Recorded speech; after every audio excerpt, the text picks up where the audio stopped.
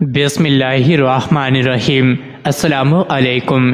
روزانہ واقعات سننے کے لیے اس چینل کو سبسکرائب کریں۔ مکہ مکرمہ کے باسی 15 سالہ ابو محذورہ کا اصل نام اوس بن ربیعہ تھا۔ اپنے ساتھیوں کی معیت میں مکہ مکرمہ کے گرد و نواح میں بکریاں چرانا اس کے روزمرہ کے معمولات میں شامل تھا۔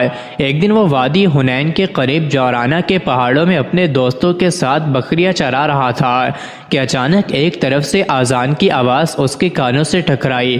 وہ ان دلنشیں کلمات کی طرف متوجہ ہوا۔ اللہ کے رسول صلی اللہ علیہ وسلم نے فتح کے بعد حنین کا رخ کیا تھا۔ وہاں سے واپسی پر آپ صلی اللہ علیہ وآلہ وسلم جورانہ میں مقیم تھے۔ ظہر کا وقت ہوا تو حضرت بلال رضی اللہ عنہ نے اپنی خوبصورت آواز میں اذان دینا شروع کی۔ فضا کو چیرتی ہوئی یہ صدا ابو محذورہ اور اس کے ساتھیوں نے بھی سنی۔ یہ نوجوان خوش مزاج تھے۔ ابو محذورہ نے حضرت بلال رضی اللہ عنہ کی نقل اتارنا شروع کر دی۔ انہوں نے مذاق میں اذان کہنا شروع کر دی۔ حضرت بلال رضی اللہ عنہ نے کہا اللہ اکبر۔ ابو محذورہ نے بھی کہا اللہ اکبر۔ حضرت بلال رضی اللہ عنہ مسلمانوں کے کیمپ میں اذان دے رہے تھے۔ ابو محذورہ اپنی بکریوں میں کھڑا ان کلمات کو اسی انداز میں دہراتا جا رہا تھا۔ ابو محذورہ کی آواز بڑی خوبصورت اور صاف تھی۔ خوش قسمتی اس کی راہ دیکھ رہی تھی۔ ہوا یہ کہ اس کی اذان کی آواز اللہ کے رسول صلی اللہ علیہ وآلہ وسلم تک بھی جا پہنچی۔ جب اس نے اذان ختم کی تو اللہ کے رسول صلی اللہ علیہ وآلہ وسلم نے حضرت علی اور حضرت زبیر بن العوام رضی اللہ عنہما کو حکم دیا، جس لڑکے نے ابھی اذان دی ہے اسے میرے پاس بلا کر لاؤ۔ وہ وادی کے دوسرے طرف گئے اور بکریاں چرانے والے ان لڑکوں کو لے آئے۔ آپ صلی اللہ علیہ وآلہ وسلم نے ان سے پوچھا مگر وہ لڑکے خجالت اور حیا کے مارے خاموش رہے۔ اللہ کے رسول صلی اللہ علیہ وآلہ وسلم کی حکمت اور محبت دیکھیں کہ آپ صلی اللہ علیہ وآلہ وسلم نے انہیں ڈانٹنے کے بجائے ایک سے کہا تم اذان سناؤ۔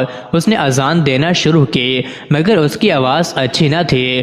آپ صلی اللہ علیہ وآلہ وسلم نے دوسرے سے کہا اب تم اذان دو۔ یہ آواز اس کی بھی نہ تھی جس کی سماعت آپ صلی اللہ علیہ وآلہ وسلم نے فرمائی تھی۔ اب آپ نے تیسرے لڑکے سے فرمایا تم اذان دو۔ اس نے اذان دینا شروع کی۔ اس کی آواز بڑی خوبصورت تھی۔ اس کی کنیت ابو محذورہ تھی۔ اس نے پہلے حضرت بلال رضی اللہ عنہ کی نقل اتاری تھی۔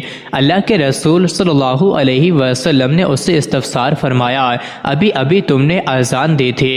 ابو محذورہ نے اسبات میں سر ہلایا اور کہنے لگا جی ہاں وہ میں ہی تھا۔ ابو محذورہ کے دوسرے ساتھی تو بھاگ گئے مگر ابو محذورہ کو بیٹھے رہنے کا حکم ہوا۔ یہ ابھی تک مسلمان نہ ہوا تھا۔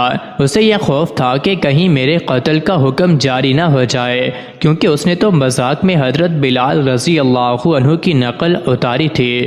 مگر رحیم و شفیق اور اعلیٰ اخلاق والے نبی کریم صلی اللہ علیہ وآلہ وسلم نے ابو محذورہ کی طرف اپنے مبارک ہاتھ کو بڑھاتے ہوئے اس کا عمامہ اتارا اور اس کے لیے دعا فرمائی اے اللہ اسے برکت عطا فرما اور اسے اسلام کی ہدایت عطا فرما۔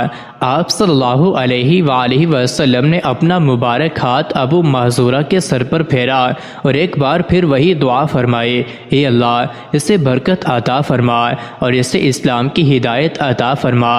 ادھر ابو محذورہ آپ کے اخلاق، محبت اور دعا سے اتنا متاثر ہوا کہ اسی وقت کہنے لگا اشہد ان لا الہ الا اللہ۔